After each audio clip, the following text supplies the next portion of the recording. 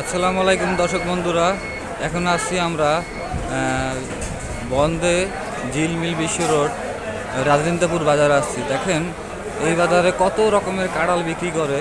দেখেন নানান রকমের কাঁড়াল, যাকে যাকে কাঁড়াল, অনেক পাইকার ক্রেতারা আসে এখানে কিনতে। দেখেন বলার অভাব নেই, কাঁড়াল আরও দেখেন।